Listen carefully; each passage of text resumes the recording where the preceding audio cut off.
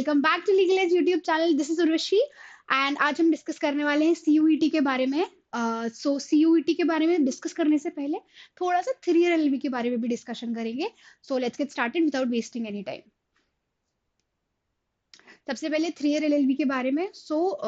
अगर आपको 3 year LLB pursue करना है, छोटी कुछ चीजें पता होनी चाहिए आपको जो आज हम डिस्कस करने वाले हैं। सबसे पहले तो क्या होता है 3 ईयर एलएलबी? तो एक प्रोफेशनल लॉ डिग्री होती है जो आप किसी भी स्ट्रीम से हो परस्यू कर सकते हो। ठीक है। सेकेंडली, क्या ड्यूरेशन होता है इस कोर्स का? 3 ईयर्स का ड्यूरेशन होता है। 3 ईयर्स के बाद आपको अपनी एलएलबी की डिग्री मिल जाती है। और बहुत इंपॉर्टेंट, कोई प्रायर लॉ बैकग्राउंड नहीं चाहिए होता है। जैसे मैंने पहले बताया, बीए हो, बीकॉम हो, बीएससी हो, एक्सेट्रा एक्सेट्रा फील्ड्स हो, आप एलएलबी तो परस्यू कर सकते हो।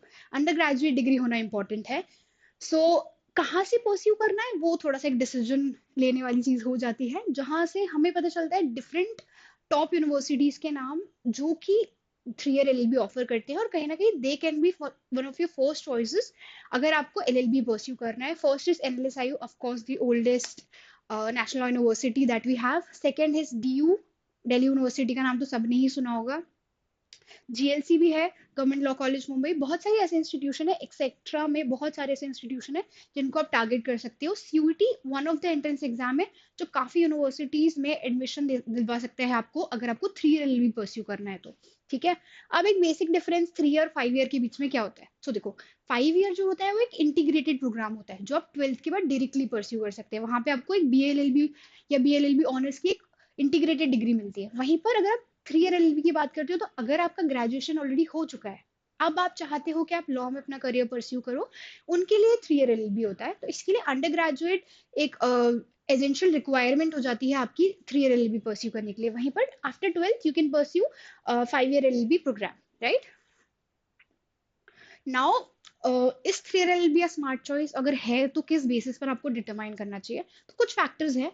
सबसे पहला तो कि आपके पास लॉ में चॉइसेस क्या होती है। सो लॉ तो एक फील्ड है, परस्यू कर रहे हो, बट उसमें बहुत सारे करियर ऑप्शंस आपके लिए फ्यूचर में चले जाते हैं। First is your law form, जहाँ पे आप कॉर्पोरेट परस्यू कर सकते हो for law. Second is your litigation court practice, जिसको हम बोलते हैं एक इजी लैंग्वेज में, वो आप परस्यू कर सकते हो। देन आपके पास जुडिशरी है, जज बन सकते हैं आप 3 ईयर एलएलबी के थ्रू। देन आपके पास पॉलिसी रोल्स हैं। पॉलिसी मेकिंग में यूजुअली लॉ का बहुत इंपॉर्टेंट रोल होता है, तो जितने भी पॉलिसी मेकिंग रोल्स होते हैं लॉ से रिलेटेड, वहां पर भी आप एलिजिबल हो जाते हो। और आपके पास एक अच्छी नॉलेज होती है फ्रॉम अ स्पेशलाइजेशन जब आप 3 ईयर एलएलबी परस्यू करते हो। So then second is for people who want to have a shift in the career. तो पहले हम कुछ और परस्यू कर रहे थे, या हमने कोई ग्रेजुएशन किया हुआ है, बट अब हमें लगता है कि हमें लॉ में अपना करियर बनाना चाहिए, और आप एक करियर शिफ्ट को देख रहे हो, तो भी आपके लिए लॉ एक बहुत अच्छा ऑप्शन हो जाता है 3 ईयर एलएलबी परस्यू करने के लिए। देन देयर इज ऑल्सो, सो सिर्फ लॉ में करियर नहीं, बट अगर आप यूपीएससी एस्पिरेंट भी हो, वहां पे भी आपको, क्योंकि एक basic understanding of law, law rules के बारे में बहुत इंपॉर्टेंट हो जाता है कि आपको पता हो, तो वहां पे भी आप एलएलबी परस्यू कर सकते हैं। बहुत अच्छी अंडरस्टैंडिंग मिल जाएगी आपको आपके रोल के रिगार्ड्स में। ठीक है। कॉन्स्टिट्यूशनल अवेयरनेस हो, चाहे वो लीगल फ्रेमवर्क की अंडरस्टैंडिंग हो, जब आप एलएलबी में सब्जेक्ट्स पढ़ोगे तो ये आ जाएगा automatically. Now if you do 3 year LLB, अच्छे इंस्टीट्यूशन से 3 ईयर एलएलबी हम कर लेते हैं, तो हमारे पास क्या अपॉर्चुनिटीज होती है? तो बहुत ही स्ट्रॉन्ग प्लेसमेंट अपॉर्चुनिटीज आपको मिल जाती हैं, चाहे वो लॉ फर्म्स हो, चाहे वो कॉर्पोरेट्स हो, चाहे वो पब्लिक पॉलिसी सेक्टर हो। आप कहीं पर भी जाके एक प्रॉपर करियर अपना बना सकते हो थ्रू 3 ईयर एलएलबी। तो अगर इनमें से कुछ भी आपकी करियर चॉइस के पीछे एक रीजनिंग है, आपको पता है कि आपको इनमें से कुछ परस्यू करना है, तो 3 year LLB can be a very smart choice for you. ठीक है। नाउ सिलेक्शन क्राइटेरिया के बारे में बात कर लेते हैं। तो अभी तक तो था कि 3 ईयर एलएलबी परस्यू करना है और क्या वो स्मॉल चॉइस है। अब है कि कैसे परस्यू करना है। ठीक है। From different prestigious institutions. So different entrances exam, सबसे पहला पेडिस्ट्रियल होता है आपका 3 ईयर एलएलबी परस्यू करने के लिए। तो हर जो टॉप इंस्टीट्यूशन होता है, सच एज एनएलएसआईयू का आपका एनएलसैट होता है, वहीं पर आपका एसएलएस सिम्बायोसिस लॉ स्कूल के लिए एआईएटी होता है, आपके महाराष्ट्र के कॉलेजेस के लिए एमएचसीटी होता है। सिमिलरली सीयूईटी आपका बहुत इंपॉर्टेंट एग्जामिनेशन है, अगर आपको कुछ यूनिवर्सिटी, स्टेट यूनिवर्सिटीज या फिर आपको सेंट्रल यूनिवर्सिटीज से 3 ईयर एलएलबी परस्यू करना है, तो वहाँ पे ये सारे एग्जामिनेशन हो जाते हैं आपके। एनएलयू उड़ीसा के लिए आपका एआईएटी है। तो ये कुछ इंस्टीट्यूशन है जिनका सिलेक्शन क्राइटेरिया ही एक एग्जाम है। नाउ कुछ एक्सेप्शनल इंस्टीट्यूशंस होते हैं जिनके सिलेक्शन क्राइटेरिया में जो मेरिट लिस्ट बेसिस होता है, वहाँ पे आपको एक और एडिशनल ऐड हो जाता है स्टेप, वो है आपका इंटरव्यू। तो जैसे एसएलएस का एआईएटी है, वहाँ पे आपको इंटरव्यू भी देना होता है as a selection criteria into the 3 year LLB program. तो जब ये होता है, तो वहाँ पे कुछ इंस्टीट्यूशन का आपको प्रोग्राम बेसिस देखना होता है कि क्या उनका सिलेक्शन क्राइटेरिया है। तो one is first is entrance, then कुछ इंस्टीट्यूशन के लिए इट इज ऑल्सो इंटरव्यू। ठीक है। नाउ एक और चीज होती है कि ग्रेजुएशन में आपकी एक पर्टिकुलर परसेंटेज ऑफ मार्क्स होने चाहिए, या तो आपको एंट्रेंस एग्जाम के लिए एलिजिबल बनाने के लिए, या तो एडमिशन के एलिजिबल बनाने के लिए 3 ईयर एलएलबी इंस्टीट्यूशन में। ठीक है। तो वहां पे इंपॉर्टेंट क्या हो जाता है कि आपके पास वो पर्टिकुलर परसेंटेज ऑफ मार्क्स हो अपने ग्रेजुएशन डिग्री में। सो वो थोड़ा सा क्राइटेरिया डिफर करता है इंस्टीट्यूशन टू इंस्टीट्यूशन। सो ये अंडरस्टैंड करो कि पर्टिकुलर इंस्टीट्यूशन के लिए कुछ और क्राइटेरिया हो सकता है, हमें बस चेक करना है कि क्या हम उस क्राइटेरिया में फॉलो करते हैं या नहीं करते हैं। ओके। नाउ सबसे इंपॉर्टेंट चीज जिसके बारे में हम डिस्कस करने वाले थे through out the video, CUET. ठीक है। तो बेसिकली सीयूईटी होता क्या है? पहले आपको पता होगा कि डिफरेंट इंस्टीट्यूशन थे, उनके अपने selection exam, selection entrances exam या क्राइटेरिया हुआ करते थे, जिसके ऊपर मेरिट लिस्ट बेसिस पर आपको एडमिशन मिल जाता था। सो उन सबका अलग अलग क्राइटेरिया, अलग अलग एग्जाम थे। इन सबको सेंट्रलाइज्ड करने के लिए सीयूईटी आया, जहां पे आपको एक पर्टिकुलर एग्जाम देने के बाद आप काफी इंस्टीट्यूशंस के लिए एलिजिबल हो जाते हो एडमिशन के लिए अप्लाई करने के लिए, राइट? तो वहां पे हमें सीयूईटी इंपॉर्टेंट होता है हमारे लिए। आप कर सकते हो सेंट्रल यूनिवर्सिटी, स्टेट यूनिवर्सिटीज या फिर अदर पार्टिसिपेटिंग यूनिवर्सिटी, जिसकी एक लिस्ट होती है सीयूईटी के पोर्टल पे ही अपलोडेड। तो इन यूनिवर्सिटीज को आप क्रैक कर सकते हो थ्रू सीयूईटी। ठीक है। नाउ जैसे मैंने बताया, ये एडमिशन को स्टैंडर्डाइज करने का एक प्रोसीजर था सीयूईटी आपके लिए। नाउ वेरियस डिसिप्लिन को आप टारगेट कर सकते हो थ्री सीयूईटी, सिर्फ लॉ ही नहीं। सीयूईटी बहुत सारे डिसिप्लिन के लिए एग्जामिनेशन होता है, including law and there is management science, एक बेसिक अंडरस्टैंडिंग के लिए आप लोगों के लिए। ठीक है। नाउ दिस इस साल का सीयूईटी के बारे में थोड़ी सी बात कर लेते हैं।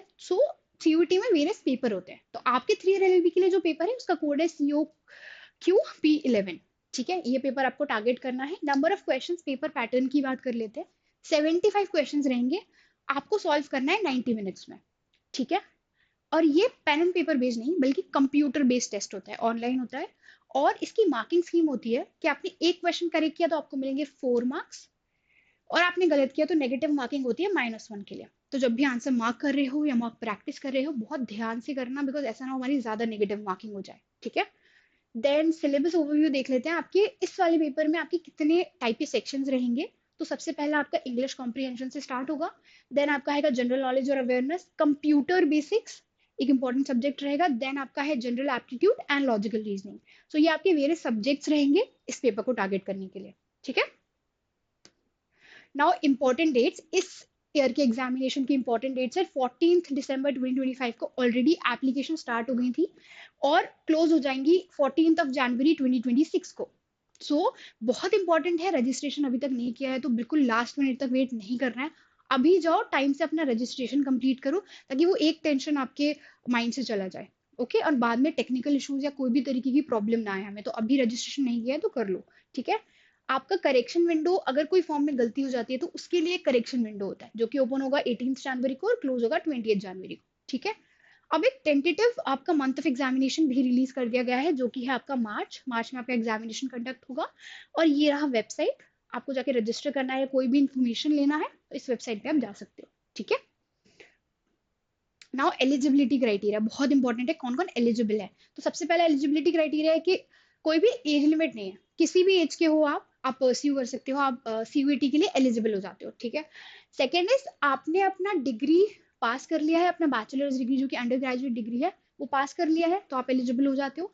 सेकेंड, अगर आपने पास नहीं किया है बट आप अपेयर हो रहे हो अपने लास्ट ईयर में 2026 में, तो ये आप एलिजिबल हो जाते हो इस पर्टिकुलर एग्जामिनेशन के लिए यहाँ भी। ठीक है। ये दो आपके एलिजिबिलिटी क्राइटेरिया हो जाते हैं। Now university specific age criteria, अब ये क्या है? बेसिकली हर यूनिवर्सिटी भी, क्योंकि आप at the end of the day CUET निकालने के बाद यूनिवर्सिटी में एडमिशन लेने वाले हो, वहां अप्लाई करोगे, तो उनका भी कुछ एक स्पेसिफिक क्राइटेरिया होता है रिलेटेड टू एज, जो आपको चेक करना होगा यूनिवर्सिटी यूनिवर्सिटी जो आप टारगेट करने वाले हो उसके अकॉर्डिंग में। तो उनका भी स्पेसिफिक एज अलग क्राइटेरिया हो सकता है, तो उसको चेकआउट कर लेना बिफोर अप्लाइंग। ठीक है। नाउ कुछ प्रेस्टिजियस इंस्टीट्यूशन जो आप सीयूईटी के थ्रू टारगेट कर सकते हो, जिनका नाम आई थिंक आपने बहुत सुना होगा। सबसे पहला है आपके लिए faculty of law, university of Delhi, D का नाम तो बहुत सुना होगा। बहुत ही ओल्ड और प्रेस्टिजियस यूनिवर्सिटी है, तो उसके बारे में थोड़ा सा जान लेते हैं। 3 ईयर एलएलबी आप इस यूनिवर्सिटी से भी सीयूईटी के थ्रू परस्यू कर सकते हो। ठीक है, सेलेक्ट हो सकते हो। पेपर कोड वही रहेगा, टेंटेटिव डेट मार्च ही है। आपका सीट जो है वो 3 लॉ सेंटर्स के थ्रू जो आपका ड्यू में है उनकी सीट से अप्रोक्स दिस 3000 के अप्रोक्स सीट्स है, ठीक है। 15,000 पर ईयर का अप्रोक्स आपका फीस स्ट्रक्चर होता है फॉर ड्यू। देन एक स्ट्रॉन्ग एलुमनाई नेटवर्क है वहाँ पे, क्योंकि ड्यू इतनी पुरानी यूनिवर्सिटी है। बहुत ही एमिनेंट पर्सनालिटी हैं जो ड्यू से पास आउट हुए हैं। चाहे वो आप किसी भी फील्ड में देख लो, लॉ के आप सर्च करोगे तो आपको पता चलेगा कि कितने अच्छा एलुमनाई नेटवर्क है ड्यू का, और कितने प्रेस्टिजियस इंस्टीट्यूशन में अभी जो लोग हैं, एमिनेंट पर्सनालिटीज हैं, बहुत अच्छी पोजीशन पे हैं, वो कहीं ना कहीं ड्यू के एलुमनाई रह चुके हैं। तो वहाँ पे आपको ये बहुत अच्छा रहेगा कि आपका एक स्ट्रॉन्ग एलुमनाई नेटवर्क है, उनके साथ आप कनेक्ट कर सकते हो, काफ़ी अपॉर्चुनिटीज़ का एक्सेस है आपके पास थ्रू, क्योंकि आपके पास एक तो लोकेशनल एडवांटेज भी है, सुप्रीम कोर्ट है, मेजर कोर्ट्स हैं आपके पास वहाँ पे। तो कहीं ना कहीं एडवांटेजेस पोजीशन हो जाती है आपके लिए, आपके पास इजी एक्सेस है अपॉर्चुनिटीज़ का, आपका जाके जाके चीज़ें देख सकते हो, अप्लाई कर सकते हो, बहुत सारी इंटर्नशिप्स को परस्यू कर सकते हो अपनी 3 ईयर की जर्नी में। तो इंपॉर्टेंट हो जाता है आपके लिए ये दोनों चीज़ें, और जो एडवांटेज आपको ड्यू ऑफर कर पाएगा, राइट। यहाँ पे आपका 3 ईयर एलएलबी इंट्रोड्यूस हुआ था 1966 में। इंपॉर्टेंट क्यों है ये? क्योंकि इससे हमें पता चलता है कि यूनिवर्सिटी कितनी पुरानी और प्रेस्टिजियस है, ठीक है। सेकेंड इज आपका बीएचयू, इसका नाम भी बहुत सारे बच्चों ने सुना ही होगा। सो यहाँ पे आपको अप्रोक्स सीट मिल जाती है 286 फॉर 3 ईयर एलएलबी, और आपकी फीस स्ट्रक्चर जो होता है वो अराउंड 3000 टू 6000 पर ईयर का हो जाता है आपको। यहाँ पे दो टाइप की नॉमिनल और सब्सिडाइज फीस मिल जाएंगी। Now again the highlight is one thing very importantly, बहुत पुरानी यूनिवर्सिटी और प्रेस्टिजियस है। तो यहाँ से जब आप लॉ परस्यू करते हैं तो कहीं ना कहीं अपॉर्चुनिटीज का इजी एक्सेस भी होता है, एंड यू ऑल्सो नो कि I have graduated from university जिसका नाम है, ठीक है। नाउ सिंस आपने देखा कि बहुत ही ज़्यादा डिफरेंट सब्जेक्ट्स हैं आपके इसमें और डिफरेंट कोर्स सिलेबस है, और जिन बच्चों को नहीं पता कि बेसिकली प्रिपरेशन कैसे करनी है, कहाँ से करनी है, तो इसलिए ये क्रैश कोर्स उन बच्चों के लिए हम लेके आए हैं, ताकि आपको पता रहे कि अगर हमें बेसिकली कौन सी क्लासेस हैं जो देखनी चाहिए डेली, या किन टॉपिक्स को कवर करना चाहिए, ये सब आपको यहाँ पे मिल जाएगा। Proper mock test, proper classes जो कि आपके लिए कंडक्ट होंगी, अंडरस्टैंडिंग ऑफ द कॉन्सेप्ट, कोई डाउट होगा तो डाउट क्लियरेंस, सब कुछ आपका प्रैक्टिस से लेकर अंडरस्टैंडिंग ऑफ द एग्जाम तक इस क्रैश कोर्स के अंडर कवर हो जाएगा। तो नहीं पता है कि प्रिपरेशन कैसे करनी है, नहीं पता है कि कहाँ जाना चाहिए, क्या क्या चीज़ें कवर करनी चाहिए, एक स्टैंडर्डाइज्ड फॉर्म चाहिए आपकी प्रिपरेशन को, तो आप ये क्रैश कोर्स भी ज्वाइन कर सकते हो, क्योंकि टाइम भी थोड़ा कम बचा हुआ है हमारे एग्जामिनेशन में। और अभी अगर हमने प्रिपरेशन स्टार्ट नहीं की तो हमें जल्दी से जल्दी करने की नीड है, राइट, क्योंकि कॉम्पिटिशन भी बहुत है। सो इसलिए if you want you can also, so the details of this particular course मैं डिस्क्रिप्शन में अटैच करवा दूंगी, वहाँ पे आप चेकआउट कर सकते हो details regarding this crash course. Now how to prepare, ये तो बात कर लिया कि एग्जाम क्या है, क्यों करना है 3 एलएलबी परस्यू, बट कैसे प्रिपेयर करें इस पर्टिकुलर एग्जामिनेशन के लिए, अभी तक नहीं किया है। तो कुछ इंपॉर्टेंट पॉइंट्स है जो अभी से ध्यान में रख लो, और अपनी प्रिपरेशन इन पॉइंट्स के आगे आप कर सकते हो परस्यू। सबसे पहला इस प्रीवियस ईयर क्वेश्चन, बहुत इंपॉर्टेंट हो जाता है, क्योंकि आपको पता होना चाहिए कि किस पैटर्न के क्वेश्चंस आपके एग्जामिनेशन में पूछे जाने वाले हैं, तभी तो आपकी प्रिपरेशन अलाइन होगी। तो ये एक इंपॉर्टेंट चीज हो सकती है कि आप अपने पुराने प्रीवियस ईयर जो क्वेश्चंस हैं, जो एग्जाम्स हो चुके हैं, उनके क्वेश्चंस ट्राई आउट कर लो, पहली चीज। दूसरी चीज आपका जीके और करंट अफेयर्स। जीके और करंट अफेयर्स कभी ऐसी चीज नहीं होती है जो एक ही दिन में कवर हो जाए, या एक ही महीने में एकदम से, या एक ही हफ्ते में हमने कवर की तो हो जाए। उसके लिए आपको डेली चीजें रीड करनी होती है, उनका रिविजन करना होता है, जो कि बहुत इंपॉर्टेंट है। तो अगर जीके करंट अफेयर्स अभी से स्टार्ट नहीं किया है तो कर दो स्टार्ट अभी से। सोर्सेज क्या हो सकते हैं? द हिंदू और इंडियन एक्सप्रेस बहुत ही अच्छे न्यूज़पेपर्स हैं जिनको आप फॉलो कर सकते हो। लीगल एज के यूट्यूब चैनल या लीगल एज के वेबसाइट पर भी आपको बहुत सारे कंपेंडियम्स मिल जाएंगे, तो वहां पे आप जाके चेकआउट कर सकते हो, उनके थ्रू भी प्रिपेयर कर सकते हो। लेकिन जीके अभी स्टार्ट कर दो, नोट्स बनाना और साथ ही में रिविजन करना, दोनों ही बहुत इंपॉर्टेंट हो सकते हैं, ठीक है। क्योंकि उस टाइम जब आपके माइंड में एक क्वेश्चन आएगा और 4 ऑप्शन होंगे, तो अगर हमें याद नहीं आ रहा है कि आंसर क्या है, कहीं पढ़ा था, किसी पेज पे लिखा था, बट याद नहीं आ रहा, तो उसका कोई मीनिंग नहीं रहेगा। तो स्टडिंग स्टार्ट करो, साथ में रिविजन। ऑलराइट, ठीक है, चलो। Next English. तो इंग्लिश में कुछ बेसिक इंपॉर्टेंट पार्ट्स, आपकी ग्रामर होती है, आपकी वोकेबलरी होती है, आपकी कॉम्प्रीहेंशन होती है। क्वेश्चन मिल गया लेकिन समझ ही नहीं पा रहे हैं तो सॉल्व कैसे करेंगे? तो कॉम्प्रीहेंशन इंप्रूव करने के लिए आपका न्यूज़पेपर यहाँ तो इंपॉर्टेंट था ही, बट इसी न्यूज़पेपर को आप अपने कॉम्प्रीहेंशन बेटर करने के लिए भी यूटिलाइज कर सकते हो बाय रीडिंग एडिटोरियल्स और रीडिंग एक्सरसाइजेस करने में वेरियस टॉपिक्स पे, ठीक है। तो एडिटोरियल जब रीड करोगे तो उसमें ध्यान रखना कि ये डिटरमाइन करो कि बेसिकली ऑथर का ओपिनियन क्या है। वहाँ पे आप क्लासिफाई कर लो क्या आइडियाज इंट्रोड्यूस हुए हैं, किसके बारे में स्ट्रॉन्ग पॉइंट्स दिए गए हैं, किसको नेगेट किया गया है, इसको क्लासिफाई करके रीड करो। अच्छी अंडरस्टैंडिंग आई एडिटोरियल्स के लिए, ठीक है। नाउ मॉक्स बहुत ही इंपॉर्टेंट। उस टाइम पे जब हम एग्जाम अटेम्प्ट कर रहे हैं, अगर सब कुछ नया है, हमें नहीं पता है कि हमारा कौन सा सेक्शन स्ट्रॉन्ग है, कौन सा वीक है, कौन से टॉपिक्स हमें पे हमें काम करना इंपॉर्टेंट है, क्या हमारा टाइम मैनेजमेंट होना चाहिए। कहीं कहीं मैं बहुत ज़्यादा टाइम दे देता हूँ, कहीं पे बहुत कम टाइम लगता है, बट मैनेज ही करना नहीं आया। जिसमें कम टाइम लग सकता था उसमें सारा ही टाइम दे दिया और दूसरे सेक्शन के लिए टाइम ही नहीं बचा। तो ये ना हो, इससे बेटर है कि हम अभी से प्रैक्टिस स्टार्ट कर दें। वो प्रैक्टिस आपको मिलेगी मॉक टेस्ट से, क्योंकि आपके एग्जामिनेशन से सबसे नियरर कोई चीज़ है वो आपके मॉक टेस्ट होते हैं हमेशा।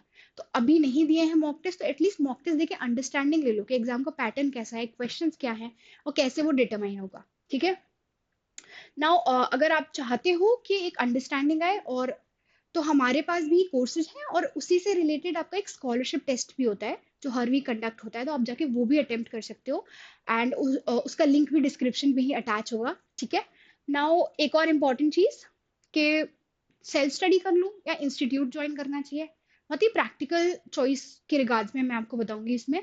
अगर आपको पता है एग्जैक्टली मुझे कहाँ से प्रिपेयर करना है, एक डिसिप्लिन है, मैं समझ पा रहा हूँ या समझ पा रही हूँ कि ठीक है मुझे डेली ये चीज़ें करनी है, मेरी प्रिपरेशन ऐसे चल रही है, आपको ट्रैक है कि किन चीज़ों पे मेरे वीक पॉइंट्स है, कितनी चीज़ों पे मैं स्ट्रांग हूँ और मुझे कैसे करनी है अपनी प्रिपरेशन, पूरा डिसिप्लिन है, डेली पढ़ते हो बैठते हो, सब कुछ हो रहा है आराम से, then obviously you can go towards self study any day. But अगर नहीं पता है, स्कैटर्ड है चीज़ें, टाइम मैनेजमेंट नहीं हो पा रहा है, चीज़ें क्या करनी है कब करनी है नहीं पता है, क्या सिलेबस कवर करना है नहीं पता है, तो then you should go for an institute coaching based. क्योंकि प्योर लर्निंग एक एक्सपर्ट गाइडेंस मिल जाता है, अंडरस्टैंडिंग मिल जाती है कि डेली क्या क्या करना है, कौन कौन सी क्लासेस लग रही है, कौन से टॉपिक्स कवर हो चुके हैं, उनकी प्रैक्टिस कैसे करनी है। जब ये चीज़ें डिटरमाइन हो जाती है तो प्रिपरेशन बहुत ही ईजी हो जाती है। तो वैसी ईजी प्रिपरेशन चाहिए, करिकुलम की अंडरस्टैंडिंग चाहिए, तो फिर then you can go for coaching. तो समराइजिंग बहुत ही सिंपल, अगर पता है, एक अच्छे मोटिवेटेड स्टूडेंट हो, डिसिप्लिन है, पता है कैसे प्रिपरेशन कंप्लीट करनी है, तो definitely go for self study. नहीं पता है, एक स्ट्रक्चर चाहिए आपकी प्रिपरेशन को, देखना है, नहीं पता है कि कौन सी क्लासेस कब कवर करनी है, टॉपिक्स कब कवर करने हैं, मॉक्स कब देना है, तो फिर यहाँ पे आप एक कोचिंग इंस्टीट्यूट को ज्वाइन कर सकते हो। That is it for the session, thank you so much. अगर वीडियो अच्छी लगी हो तो लाइक ज़रूर करना, कमेंट्स में लिखना कि और कौन कौन सी चीज़ें हैं, सिलेबस है या प्रिपरेशन स्ट्रैटेजी है या कुछ और एलैबोरेट करना है जिसके बारे में आपको कोई सेशन चाहिए, तो do mention it in the comment section. And also do subscribe to the channel, उसको मत भूल जाना। And I will see you in the next session. All the very best. Preparation start नहीं की है तो अभी भी टाइम है, अभी स्टार्ट कर दो। All the very best.